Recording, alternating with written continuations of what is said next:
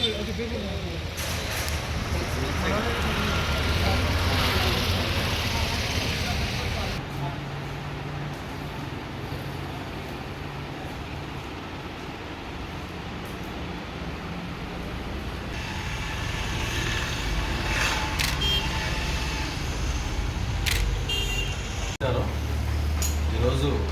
Prabhudeva enterprises వారు ఏర్పాటు చేసినటువంటి ఈ యొక్క సమావేశంలో సూర్యాపేట రావడం జరిగింది.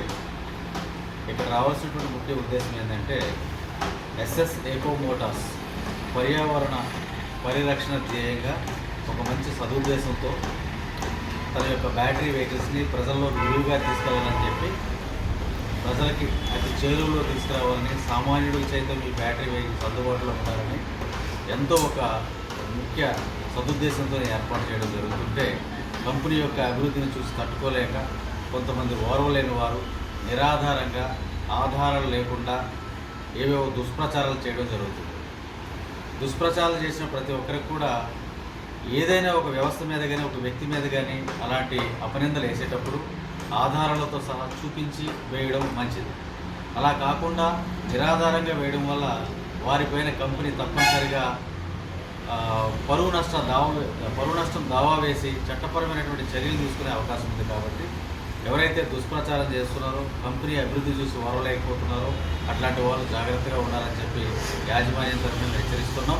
ఈ కంపెనీలో ఎవరైతే వినియోగదారులు ఉన్నారో సాధారణమైన వినియోగదారులు కూడా నష్టపోకుండా కంపెనీ అన్ని జాగ్రత్తలు తీసుకుంటుంది.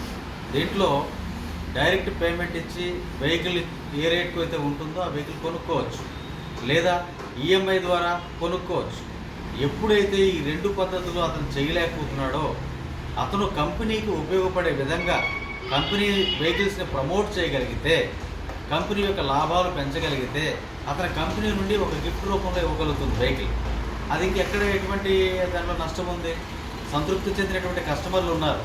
ఎవరైనా ఒక కస్టమర్ నాకు నష్టం జరిగింది, నేను అన్యాయం అయిపోయినా అలాంటి వారు ఎవరైనా ఉంటే తప్పనిసరిగా యాజమాన్యానికి సంప్రదిస్తే వాళ్ళకి మేము ఏది చేయాలో వాళ్ళకి న్యాయం చేయాలనేది కంపెనీ తరఫున చేయగలడం జరుగుతుంది. కాబట్టి ప్రతి ఒక్క వినియోగదారుడు కూడా ఈ సమావేశం ద్వారా తెలియజేసుకుంటున్నాం. ఎవరు కూడా మీరు భయపడాల్సిన పని లేదు, మీరు బాధపడాల్సిన పని కూడా లేదు. మీకు నష్టం జరిగితే కంపెనీ అండగా ఉంటుంది. దయచేసి మీరు ఎవరైనా సరే మేము నష్టం జరుగుతుంది మాకు అనిపిస్తే మీరు కంపెనీ యొక్క సిబ్బందిని సంప్రదించవలసిందిగా కోరుచున్నాం. మీ యొక్క అభివృద్ధి మా యొక్క లక్ష్యం. దయచేసి ఎవరు కూడా వదంతులు నమ్మవద్దని చెప్పి ఈ సమావేశం ద్వారా తెలియజేసుకున్నాం. Thank you very much.